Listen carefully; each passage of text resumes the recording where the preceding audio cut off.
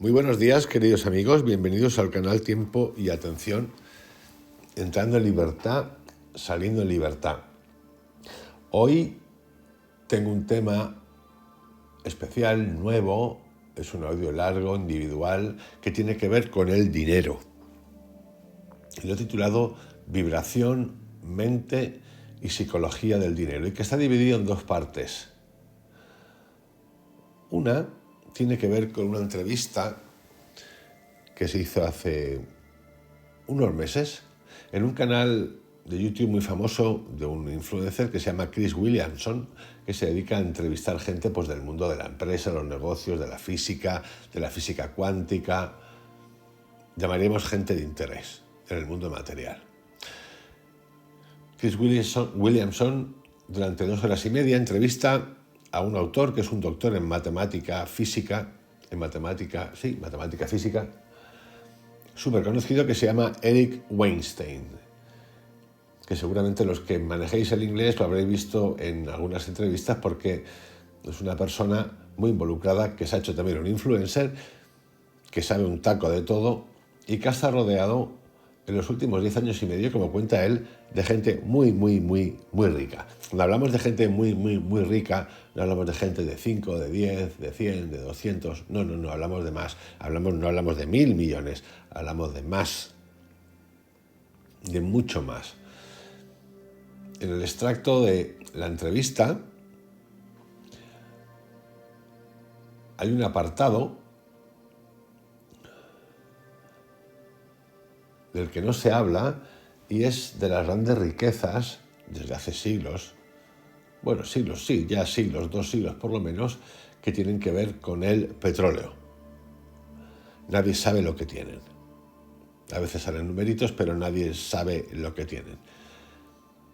La primera parte, como decía, está dedicada a una pregunta que nos deberíamos hacer todos en algún momento, y que es la siguiente: ¿qué nos sorprendería saber acerca de los poderosos y ricos, de los superpoderosos y ricos, incluso de los que no sabemos, acerca de cómo ven ellos el mundo y de cómo se manejan en su día a día?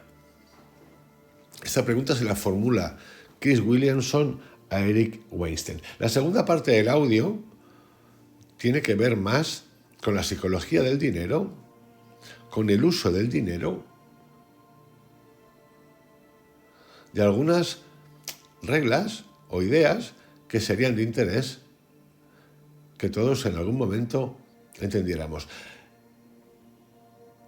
El mundo latino, sobre todo el mundo latino, tiene una carencia educativa acerca de lo que es la economía, desde bien jovencitos, y el dinero, y qué es el dinero, y qué son los bancos, y qué son las finanzas, todo, que no sé por qué viene. Yo creo que viene por una especie de que el catolicismo veía mal el dinero, lo veía como un pecado, pero bueno, le gustaba más que a las moscas el chocolate. El mundo anglosajón no tiene un problema con el dinero. El mundo hindú tampoco tiene un problema con el dinero.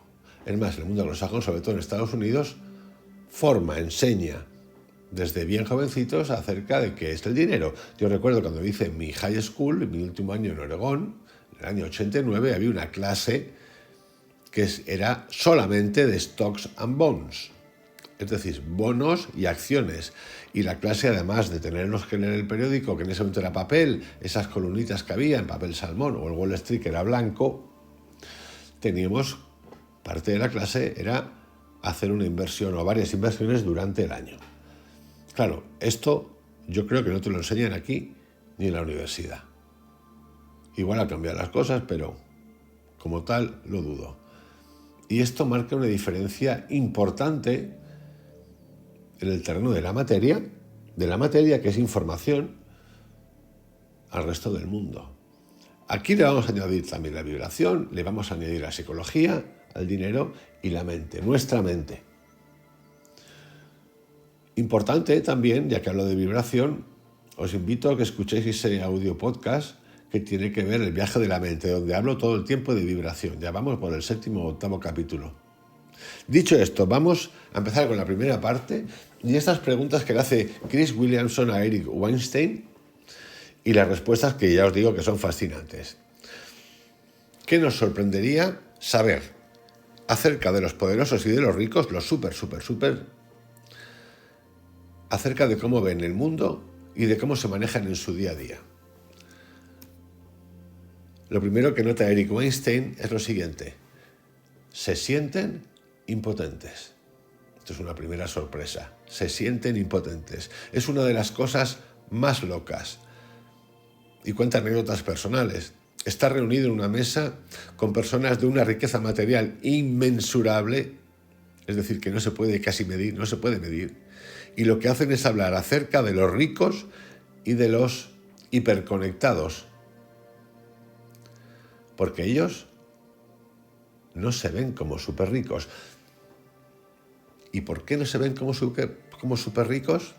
Existen diferencias grandes entre los súper ricos dependiendo de dónde venga su riqueza, de dónde proceda su riqueza. Por ejemplo, si tu riqueza procede de la fabricación de armas, significa que has estado toda la vida relacionándote y entrelazado con el gobierno de turno o con gobiernos de otros países. Lo mismo ocurre si tu riqueza procede, por ejemplo, del sector agrícola, que son entornos altamente regulados. Lo mismo si tu riqueza procede de la extracción de materiales, como puede ser petróleo y gas. Aquí va a hacer una diferenciación entre tipos de cómo es la mentalidad, la psicología de los ricos, del rico que procede de estos sectores regularizados, como son, por ejemplo, las armas, la agricultura, el petróleo, el gas, el sector agrícola, y con los de las tecnologías.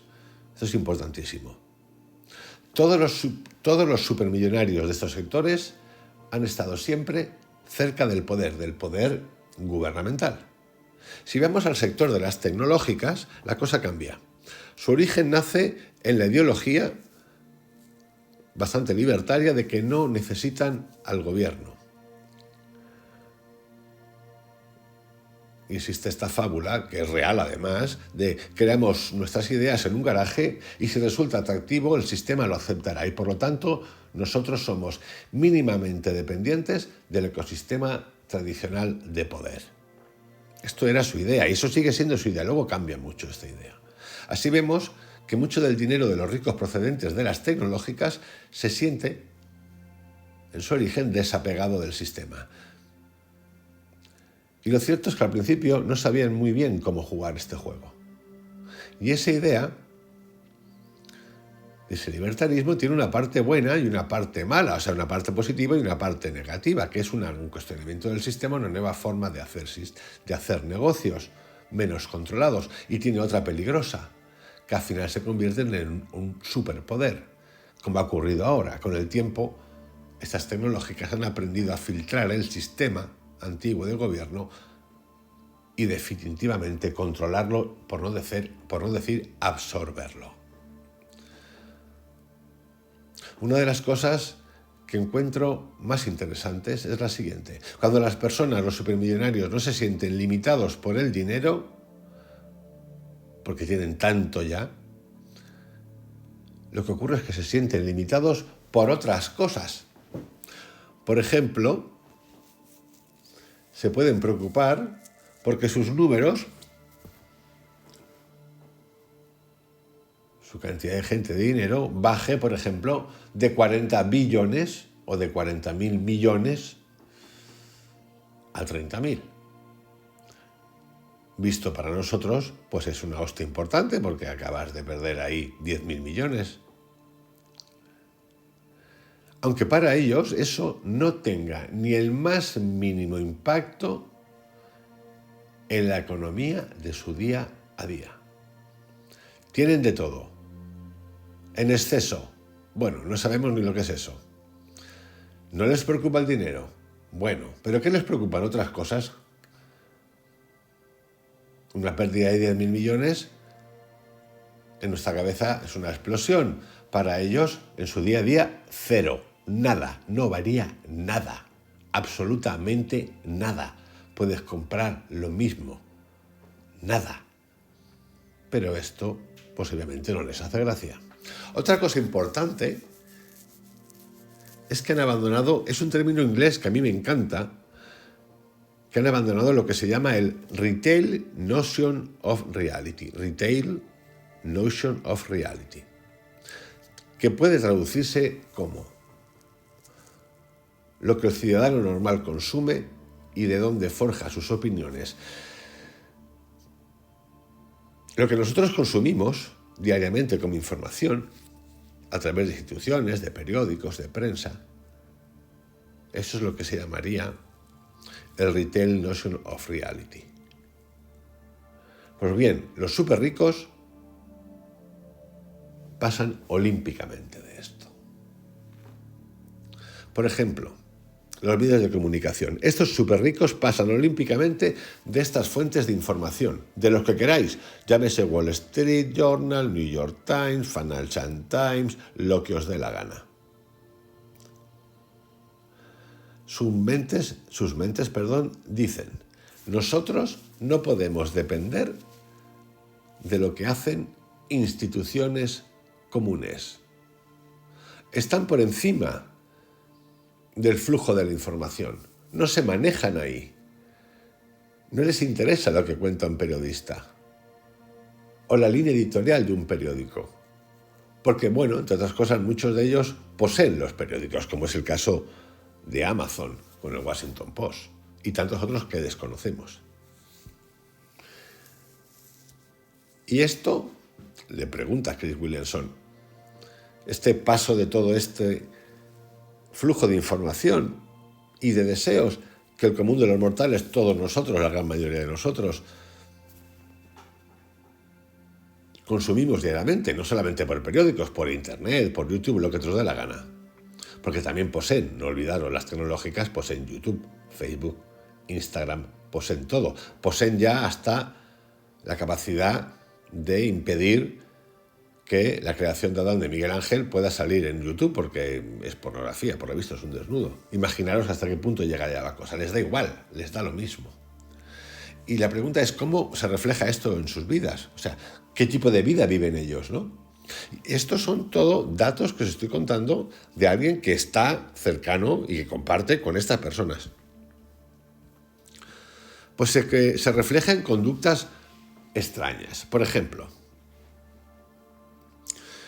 no tienen y no van al médico, doctores, como vamos nosotros. Ellos tienen lo que se llama en inglés concierge medicine. Concierge medicine es como medicina a la carta. Es una relación entre paciente y médico directa, en la cual el paciente, el que va al doctor, el que quiere ser doctor, le paga un fee anual.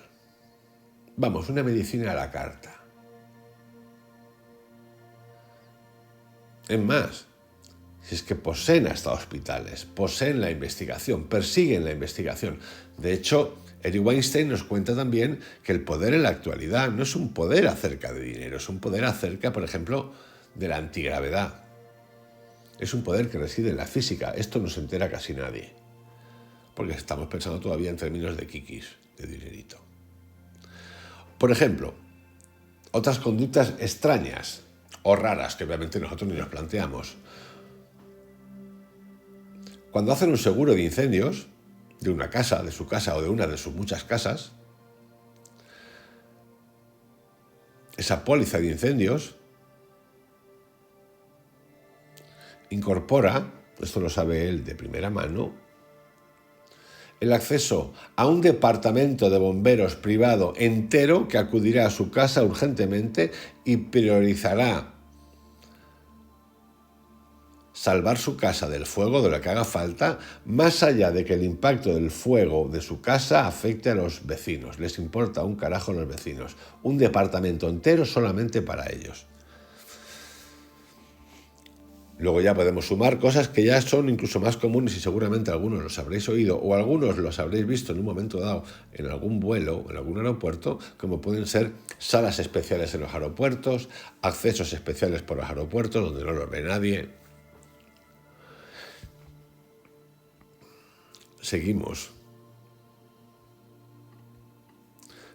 con este apartado, que es la pregunta: ¿qué nos sorprendería acerca de los poderosos y los ricos, acerca de cómo ven el mundo y cómo se manejan en su día a día? La mayoría de ellos no saben qué hacer con el dinero. Muchos tienen tendencias apocalípticas y piensan en esos términos para protegerse, por ejemplo, de una posible destrucción del mundo y asegurarse de que ellos sobrevivirán bien en búnkeres, bien disponiendo de una seguridad tipo de los Navy SEALs o incluso saliendo del planeta Tierra. Estas tres cosas ya existen, incluso la de la fuga del planeta Tierra. Hay una periodista muy famosa norteamericana que habla de esto. Yo recuerdo en el año 89, cuando estaba en Oregón, viviendo con una familia, el hermano del padre con el que vivía, o sea, el padre del señor con el que vivía, estaba casado con sus dos hijos, su hermano era vicepresidente de una petrolera en Canadá o Alaska, no me acuerdo, creo que Alaska, y él tenía, en el año 89, un búnker en su casa, literalmente, antinuclear, que podía resistir, año 89, imaginaros cómo está la cosa ya, han pasado años, podía resistir allí hasta 6 meses. Esto ya existe.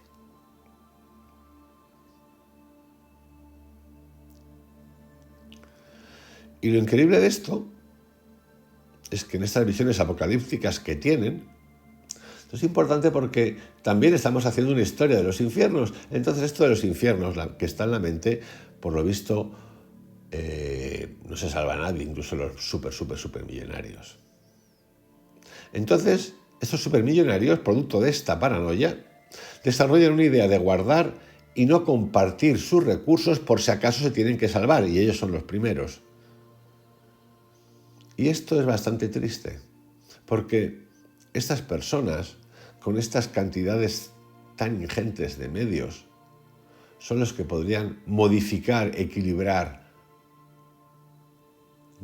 absolutamente el sistema social, económico, de bienestar del mundo. Esto no es que lo diga yo, esto lo dice Eric Weinstein, que por cierto no es un rojo ni un comunista. Es increíble saber que los que están arriba en la escala máxima de la riqueza se sienten impotentes, cuando la mayoría de la gente, nosotros, vivimos limitados o restringidos por el acceso a bienes materiales, no solo materiales, sino a veces, muchas veces, a bienes de salud, a bienes de educación.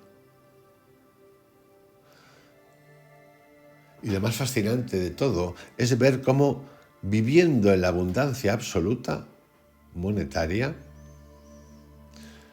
lo que existe y lo que tienen y lo que les mantiene vivo, es un término que viene ahora que es importante, que lo explicaré más tarde, es una mentalidad acerca de la escasez.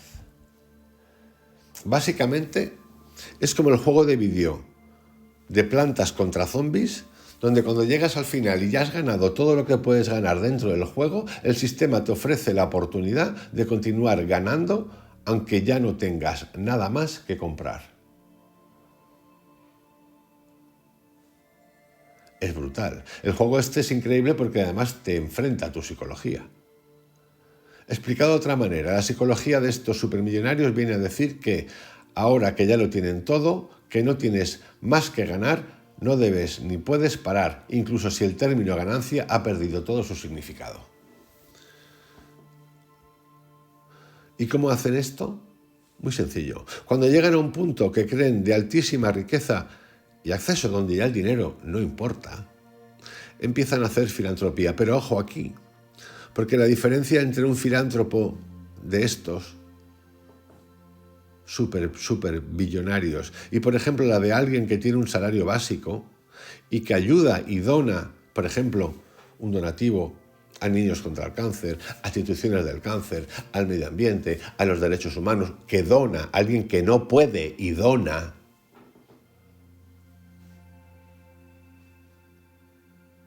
La diferencia, como digo, entre ese filántropo que le sobre, que no sabe ya ni lo que tiene, y esa otra persona, la diferencia es muy distinta.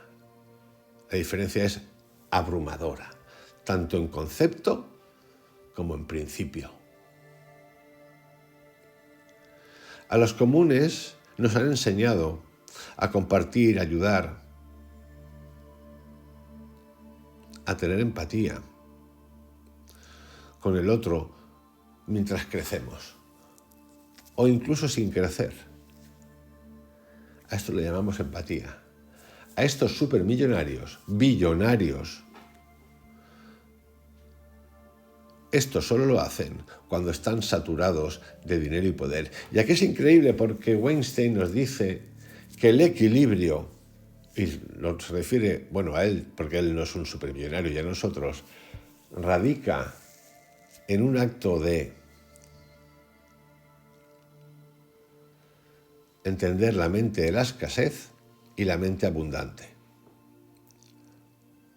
Los ricos son ricos porque siempre han mantenido encendido en su cabeza, y con esto cerramos la primera parte, el concepto de la mentalidad de la escasez.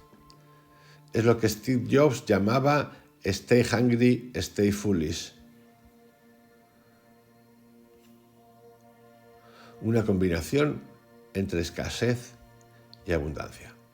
Ahora vamos a entrar ya en la segunda parte, y que tiene que ver con algo más tangible, algo que seguramente muchísimos de nosotros habremos estado envueltos en nuestra vida económica. Seguramente no, todos, en mayor o en menor medida, hemos participado de la parte económica, del trabajo, del ahorro, de comprar acciones o no, bonos, yo qué sé, algunos hasta criptomonedas, lo que sea. El gasto. Y es casi un semimanual. El éxito con el dinero no se trata de conocimientos, coeficiente intelectual o habilidades matemáticas. Se trata de comportamiento. Todos estamos inclinados hacia ciertos comportamientos en lugar de otros. Todos estamos conectados de manera diferente. Nuestras pasiones, miedos y sueños son diferentes. Por eso el título de este audio podcast de hoy, vídeo, vibración, mente y psicología del dinero. Y he querido empezar con esa primera parte, que es cómo son los supermillonarios, contado desde alguien que está con ellos. Cuando escuchamos la palabra dinero, todos tenemos pensamientos y emociones únicas, particulares. Comprender la psicología del dinero nos ayuda a ser conscientes de esos pensamientos, emociones y comportamientos. Y por cierto, la psicología del dinero es tu psicología. Es entender cómo vibras. Es como la mente, el viaje a la mente. ¿Qué ocurre? Eso ocurre. ¿Y cuál es mi vibración ante ese hecho real? Comprender la psicología del dinero nos ayudará a ser conscientes de esos pensamientos, emociones y comportamientos. Una vez que nos damos cuenta de nuestras tendencias, podemos aprovechar el poder de nuestra propia mente, de nuestros pensamientos y voluntad, y literalmente cambiar nuestra vida. Aunque las finanzas se enseñan abrumadoramente como un campo técnico basado en matemáticas, donde introduces datos en una fórmula y la fórmula te dice qué hacer, nosotros los humanos somos seres irracionales y emocionales, no máquinas optimizadoras de retorno de inversión. Muchos libros de finanzas se centran en los aspectos técnicos del dinero y la inversión, como cómo seleccionar acciones o optimizar una cartera. De hecho, hoy ya se sabe que los bots, por ejemplo, actúan en la compra de bolsas, en la gestión de empresas. Se ha demostrado, no es que me lo invente, los chinos hace 2 años lo hicieron y lo demostraron que un CEO computacional, un bot, mejoró la rentabilidad, además de que te ahorra un montón de cosas. Lo mismo ocurre con las criptomonedas. Hay boots que te dicen dónde invertir y cuándo invertir. Un boot es un sistema que está leyendo logarítmicamente qué ocurre y hacia dónde va. Pero el éxito financiero depende más de las habilidades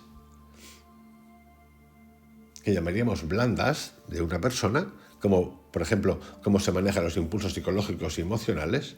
Esto es lo que se llamaría el trading emocional. Hay libros sobre eso. Que de las habilidades técnicas en análisis financiero, reglas, leyes del mercado, etc. A través de la prueba y error colectivo a lo largo de los años, los humanos hemos aprendido a ser mejores agricultores, fontaneros hábiles, químicos avanzados, pero ¿nos han enseñado la prueba y el error a ser mejores con nuestras finanzas personales? ¿Somos menos propensos a endeudarnos? ¿Más propensos a ahorrar? ¿Estamos preparados para la jubilación? ¿Pensamos en la jubilación? ¿Cuándo?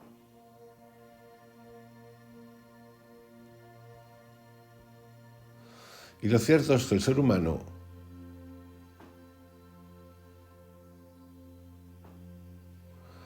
no tiene una relación, ni ha tenido nunca, como masa, una relación correcta con el dinero.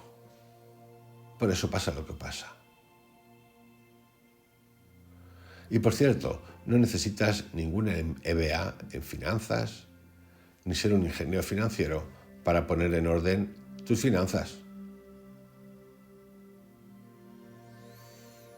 Es decir, mejorar nuestra relación con el dinero. ¿Cómo? Vibracionalmente, ¿cómo? Mentalmente, ¿cómo? Psicológicamente.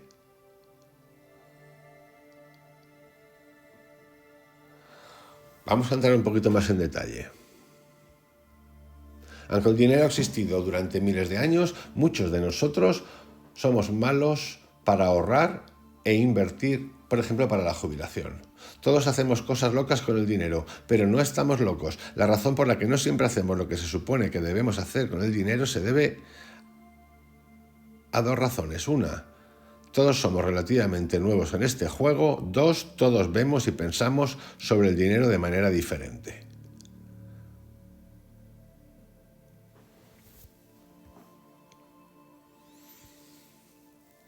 Por ejemplo, la persona que creció en la pobreza piensa en riesgo y recompensa de maneras que el hijo de un banquero adinerado no puede entender, aunque lo entiende.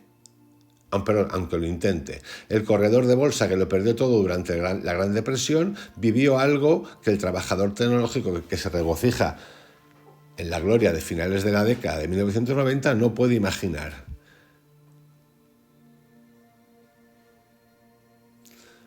Todos nosotros, tú, yo, todos, pasamos por la vida anclados a un conjunto de opiniones sobre cómo funciona el dinero que varían enormemente de persona a persona. Lo que parece loco para ti podría tener sentido para mí. Eso no es un porqué uno de nosotros sea más inteligente que el otro.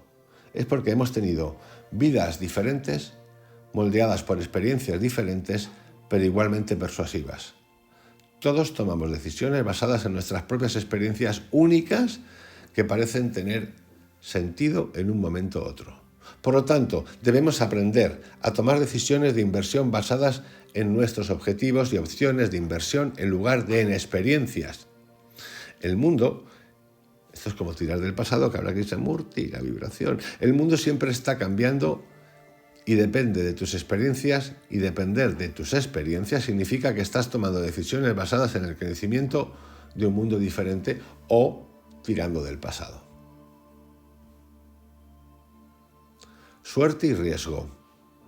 Nada es tan bueno como parece, ni tan malo como parece. No todo éxito se debe al trabajo duro, y no toda pobreza se debe a la pereza. Tendemos a enfatizar demasiado las habilidades y el esfuerzo, cuando los resultados a menudo están muy influenciados por cosas como son el riesgo y la suerte. Ningún resultado financiero, ya sea un éxito o un fracaso, se debe puramente al trabajo duro y o decisiones acertadas. Somos una persona en un juego con 7.000 millones de personas, 8.500 en realidad, y partes móviles infinitas. El impacto accidental de acciones fuera de nuestro control puede ser más consecuente que las que tomamos conscientemente. Esto sin entrar ya en variables como quién controla las cosas.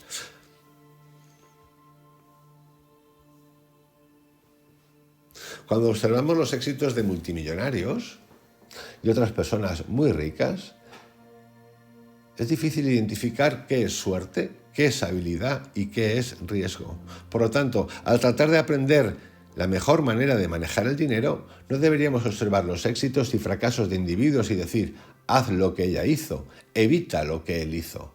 Aquellos en la cima pueden haber sido beneficiarios de la suerte, mientras que aquellos en la parte inferior pueden haber sido víctimas del riesgo. Es importante que nos centremos menos en individuos específicos y más en patrones generales de éxito y fracaso. Cuanto más común sea el patrón, más aplicable podría ser en tu vida. Tratar de emular el éxito de inversión, por ejemplo, de un Warren Buffett, es difícil, porque sus resultados son tan extremos que el papel de la suerte en su rendimiento a lo largo de su vida es muy probablemente alto. Y la suerte no es algo que puedas emular de manera confiable. Y bueno, yo creo que ya a ciertos niveles de poder y de gestión y de acceso a todo, tú puedes hasta redirigir el mercado. Y la pregunta es, eso no será posible. Eso es posible y eso ocurre. Por poder, por fuerza y porque puedes hacerlo. Porque puedes hacerlo. Y sí, igual que diriges la opinión de las personas, porque puedes hacerlo. Y no es que puedas, es que lo hacen todos los días.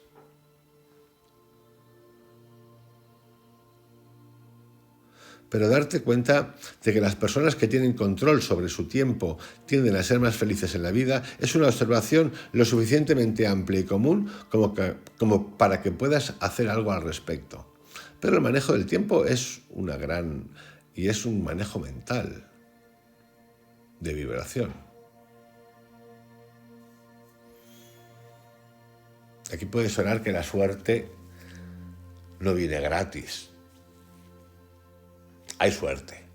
Las razones de por qué ocurre la suerte o coincidencia, yo creo que hasta matemáticamente lo han estudiado estadísticamente. La suerte puede venir. La suerte te puede venir y la puedes cagar también. Te puede venir un exitazo y romperlo en un año, en medio año. O te puede venir la suerte y la suerte impelerte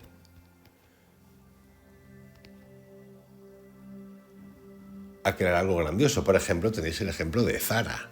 El dueño de Zara, Amancio Ortega, empezó vendiendo batas. Era una cosa pequeñita. Mirad lo que es Zara hoy. Pues es una de las grandes multinacionales del mundo. ¿Cómo se consigue eso? Y yo sinceramente no lo sé. ¿Que ahí hubo ingenio? Sí. ¿Ingenio hasta el punto de pensar que podía llegar a lo que ha llegado? Ya te digo yo que no. ¿Aventura, desafío? Sí. ¿Suerte? También. ¿Otras cosas? También.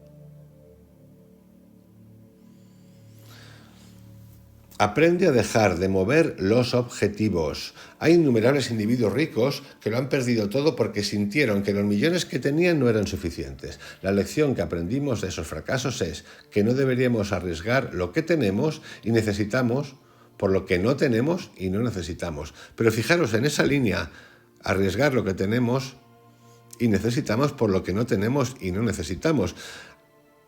Aquí voy a meter Anthony de Melo, que dice la felicidad se llega restando. Si a la pregunta que nos hacemos nosotros, yo por ejemplo me la hago, cosas que no tengo y que no necesito y que resulta que mi mente quiere. Así estamos todos, ¿eh? En eso se basa el consumo, en eso se basa la estimulación del consumo, en eso se basa la economía del consumo, en eso se basa la economía de los estados, en eso se basa las corporaciones, las empresas. Me cambio de teléfono cada año. La lavadora me dura 2 años. Antes duraban 25, no se rompían. Los televisores igual. No hablemos ya de compras, de ropa.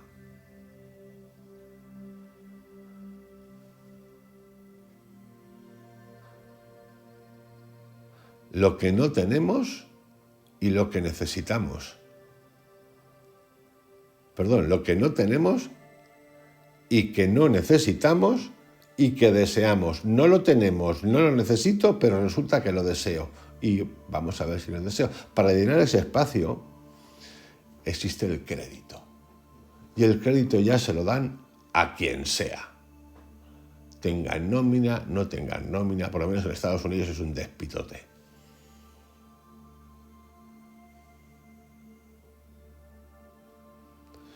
Ahí tenemos ejemplos como Rajat Gupta y Bernie Madoff, personas que tenían todo pero querían más. Bueno, es que no es que querían más, es que todos los que estaban con ellos eran igual que ellos.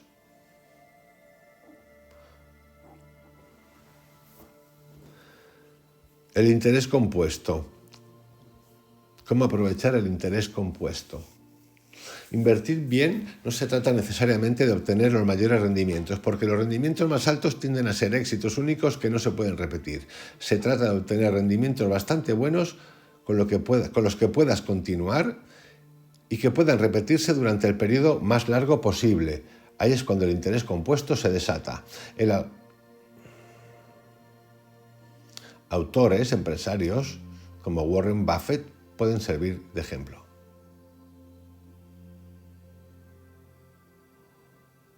Warren Buffett guarda el mayor secreto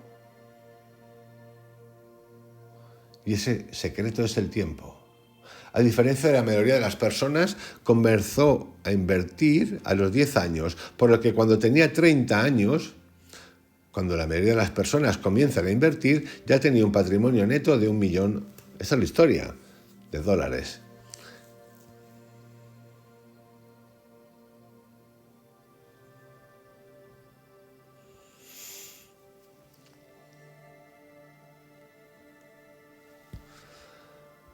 Esto es importante.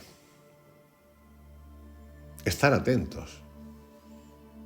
Imaginar si nosotros, cualquiera de nosotros, en lugar de rechazar Internet, cuando empezó YouTube, cuando empezó Google, hubiéramos tenido la avidez, en lugar de esto es una mierda, esto nunca va a ir, esto no sé qué, el periódico no sé qué, imaginar por un segundo.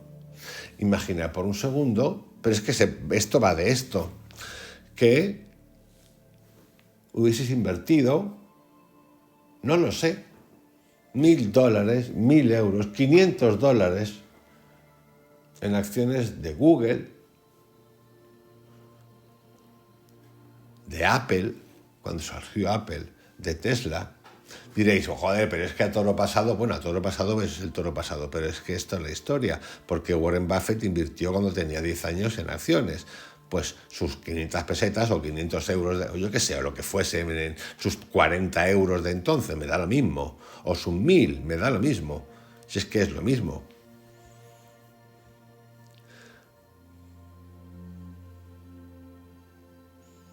Interés compuesto y tiempo. Pero el interés compuesto solo funciona si puedes darle a un activo años para crecer. Es como plantar robles. Un año de crecimiento nunca mostrará mucho progreso. 10 años pueden hacer una diferencia significativa y 50 años pueden crear algo absolutamente extraordinario.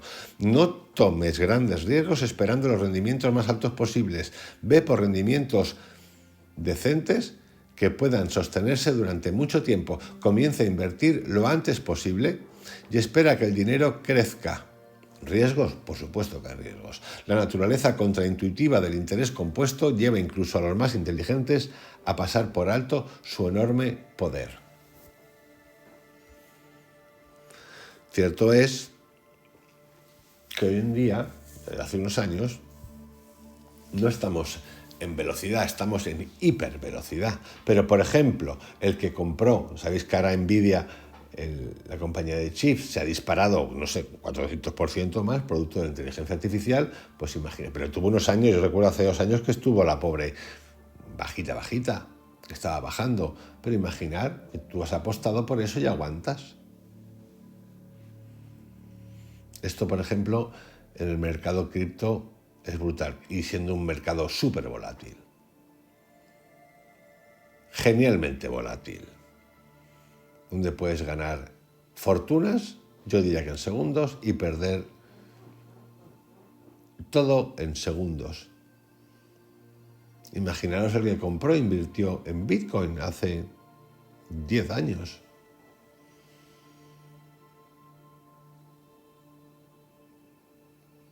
Importante también, no solamente la teoría de dejarlo ahí 50 años, que lo puedes hacer, pero es que puedes hacer variables de inversiones, dejarlo ahí 20 años, 30 años y también jugar y decir, joder, que acabo de obtener una rentabilidad brutal, yo qué sé, del 500, del 2000%, pues esto ha ocurrido, ¿eh? Es que cuando cogéis el historial de cualquier empresa como Apple, como Facebook y tal, si entraseis en el principio veréis que esos números son reales, no es que me los inventé yo. Coge beneficios también, coge beneficios.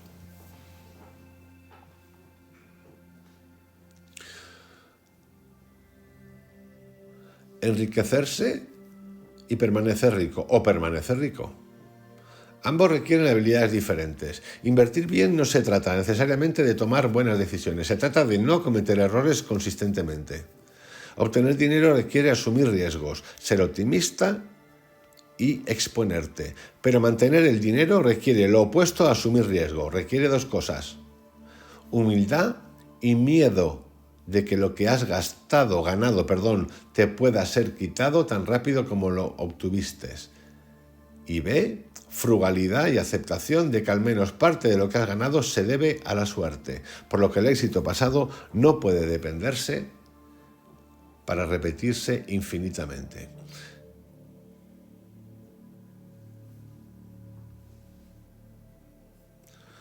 Voy a repetirlo. Obtener dinero requiere asumir riesgos, ser optimista y exponerte. Y sí, pero mantenerlo requiere lo opuesto: humildad y miedo. Yo miedo no me gusta mucho. Humildad y precaución.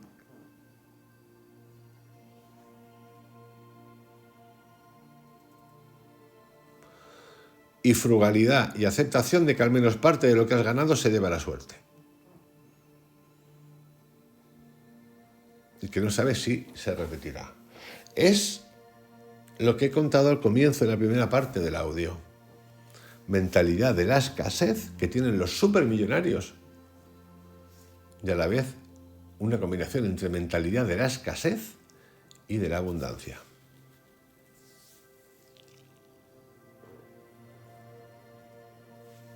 La capacidad de permanecer en el juego durante mucho tiempo sin colapsar ni verse obligado a renunciar es lo que marca la mayor diferencia.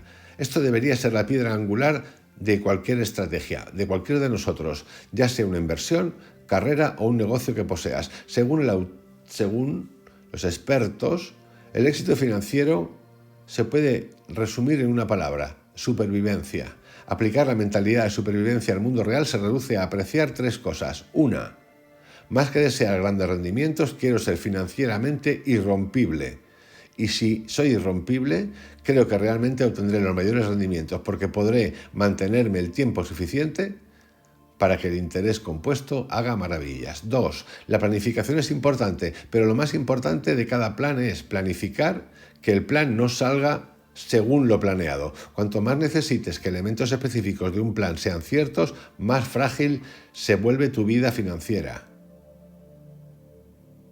3. Sé optimista sobre el futuro, pero paranoico sobre los obstáculos para tu éxito. El optimismo sensato es la creencia de que las probabilidades están a tu favor y con el tiempo las cosas se equilibrarán para obtener un buen resultado, incluso si lo que sucede entre medias está lleno de miseria. Como veis, vamos revisando energías, vibraciones, psicología del dinero. Yo no pretendo aquí dar ninguna clase a nadie de qué tiene que hacer, porque, como digo siempre, este canal yo lo inicié para mí.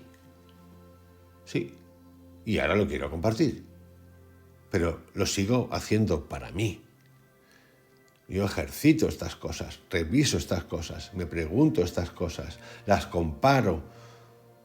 A mí esto me sirve mucho porque he estado en cosas de este tipo.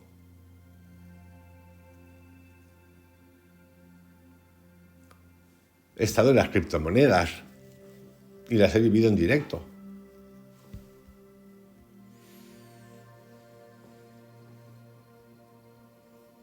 Acepta los fracasos porque son inevitables. Controlar tu tiempo es el dividendo más alto que paga el dinero. El dinero no compra respeto. Puede comprar voluntades, pero no compra respeto. Nadie queda impresionado por tus posesiones tanto como tú. La riqueza es lo que no ves, la diferencia entre rico y adinerado.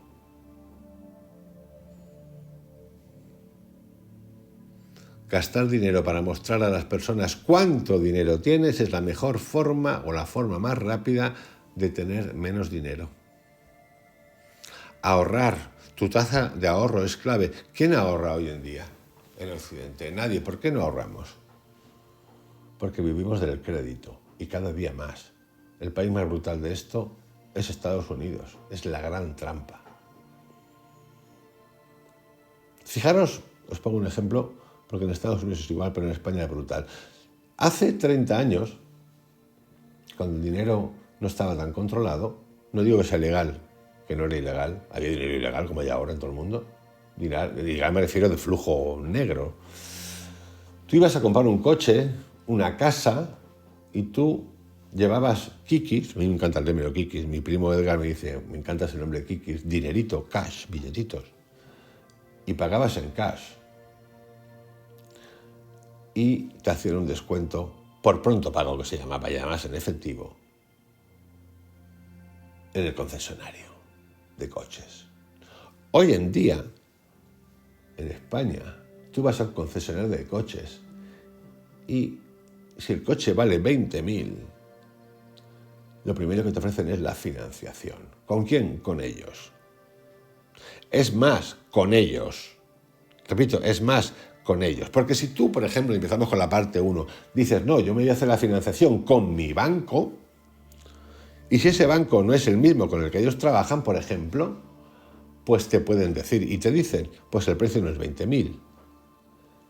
Entonces tú dices, pues vamos a arreglar esta mierda porque yo no quiero pagar aquí que me cueste 20.000 y acabar pagando 25.000.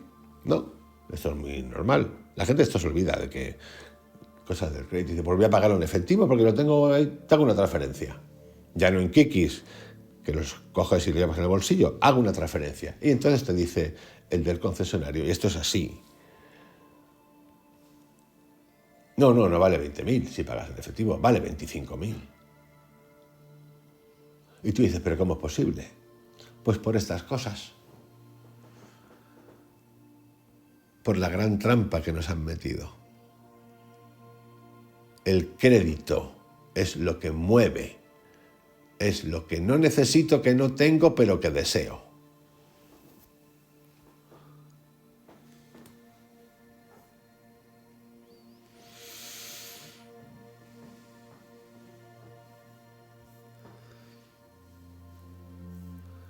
Revisar, cuidar los márgenes de seguridad,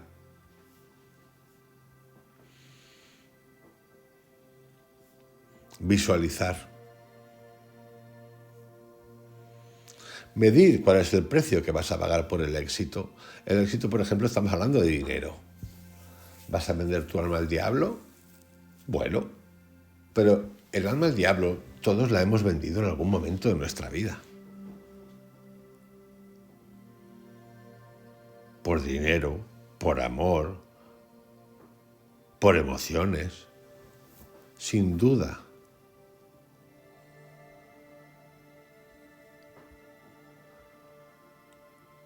Mírate, deja de estar copiando. Copiar es interesante. No, copiar todos copiamos. Fórmulas, sistemas.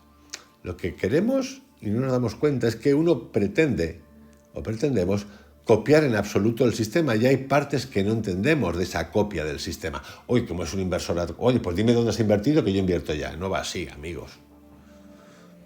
Uno te puede copiar o te puede O tú le puedes contar o te pueden contar a ti el sistema que has utilizado, pero tú lo que quieres es rápido, rápido, rápido. Mira, lo copio y me lo cuenta y a tomar por culo. Perdón.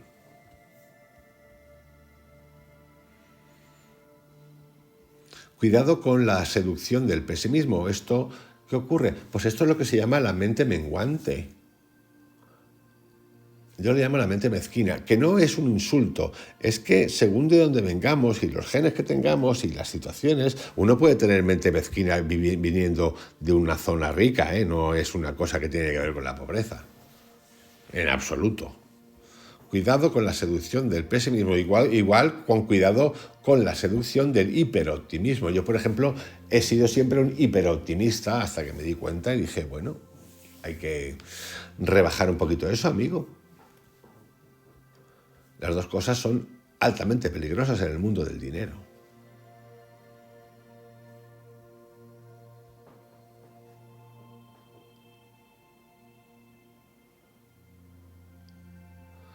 Y atentos también a esto, porque las historias que nos cuentan, que hay muchas historias, que somos generadores de historias, en nuestra cabecita ganan más que las estadísticas. Las estadísticas son importantes, sobre todo las que son buenas,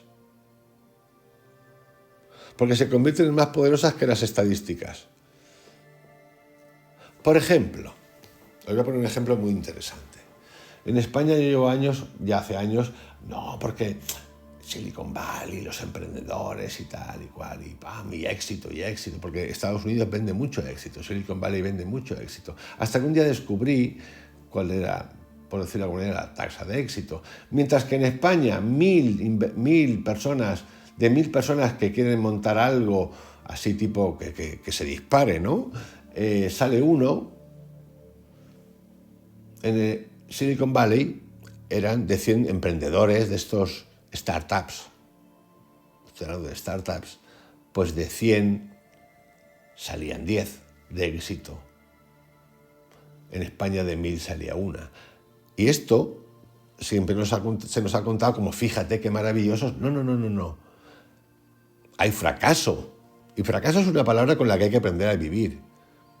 Y darle la energía vibracional que corresponda. Claro que hay fracaso.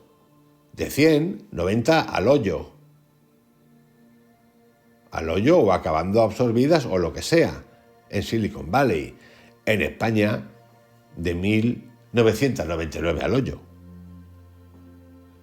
La diferencia es que la tasa de fracaso es más alta por circunstancias que todos sabemos en un momento dado por lo que es. La conducta, la regulación, la vibración y la psicología del dinero de este país o de países latinoamericanos comparado con Estados Unidos o con China o con la India. Estas cosas hay que entenderlas y no hay ningún problema con hablar de fracaso, no pasa nada. En resumen, queridos amigos, os dejo con la vibración, la mente y la psicología del dinero, compuesto de 2 partes, anécdotas de gente que vive y que ha estado con los super mil millonarios, más que eso, y con un repaso acerca de qué podemos hacer, qué cosas prestar atención. Porque el dinero es materia, es energía. Y sí, y resulta que lo necesitamos para vivir. Y a cada uno que aplique su conciencia, su tiempo, y que venda su alma al diablo o no, y que acepte lo que hay, como aceptamos todos antes o después. Que tengáis un excelente día. Hasta mañana.